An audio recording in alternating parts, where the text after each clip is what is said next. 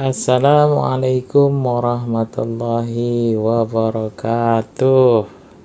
Apa kabar anak-anak? Semoga kalian semua senantiasa ada dalam keadaan sehat walafiat. Kita jumpa kembali dalam pembelajaran pendidikan agama Islam dan budi pekerti. Tentunya masih tetap belajar dari rumah. Anak-anak, pada pertemuan kali ini kita akan membahas materi dengan tema perilaku terpuji. Dalam perilaku terpuji kali ini kita akan membahas dua hal, yaitu kerjasama dan tolong-menolong. Kita langsung saja bahas yang pertama, yaitu kerjasama. Apa itu kerjasama? Kerjasama adalah bekerja bersama-sama untuk mencapai tujuan. Kerjasama bisa dilakukan di mana saja, bisa di sekolah, di rumah, atau di lingkungan sekitar.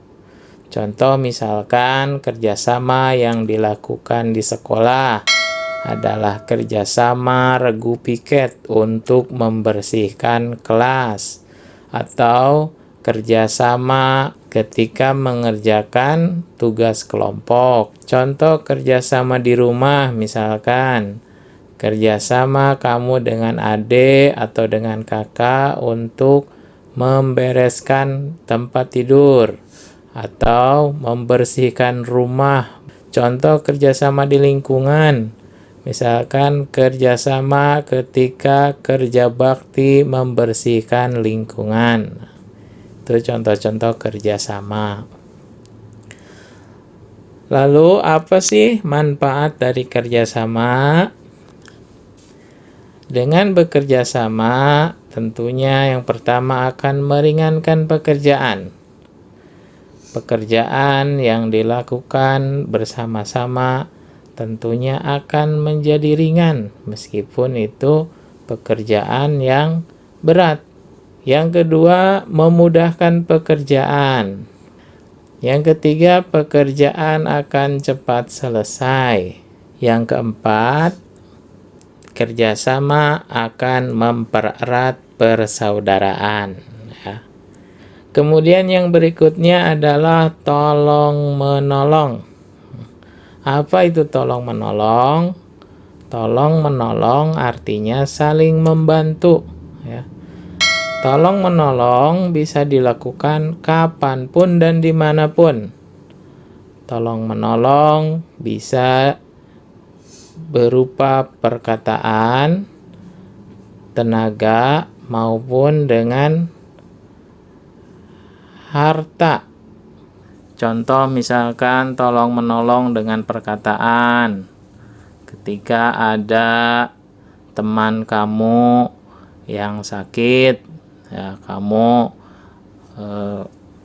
meminta izin atau melaporkan kepada ibu bapak guru. Nah, itu kan menolong teman, menyampaikan kabarnya kepada ibu bapak guru dengan perkataan. Contoh misalkan tolong menolong dengan tenaga, ya. Ketika ada teman kamu jatuh, ya, segera bantu dengan membopongnya, itu kan dengan tenaga, ya. Contoh lain misalkan ketika ada teman kamu merasa kesulitan membawa sesuatu, maka kamu bantu, kamu tolong. Nah, itu membantu atau menolong dengan tenaga.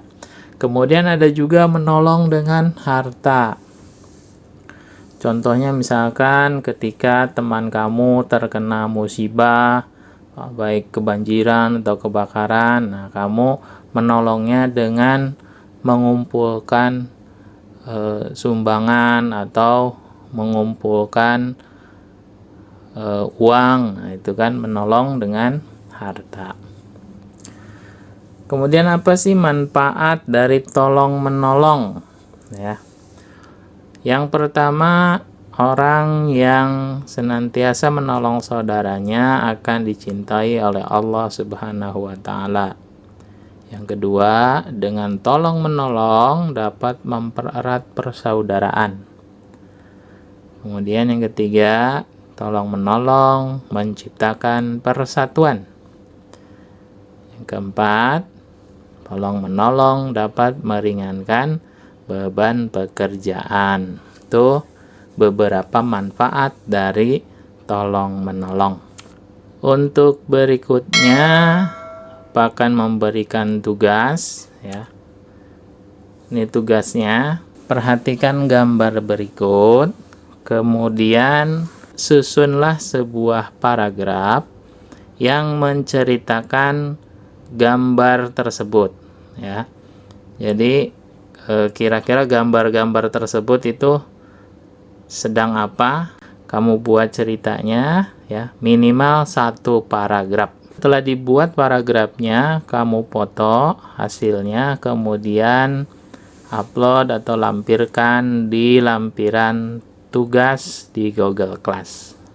Mungkin itu saja materi pembelajaran kita kali ini. Mudah-mudahan apa yang telah disampaikan dapat bermanfaat. Sampai jumpa di pertemuan berikutnya. Jangan lupa tugasnya untuk dikerjakan. Terima kasih. Billahi taufiq wal hidayah. Wassalamualaikum warahmatullahi wabarakatuh.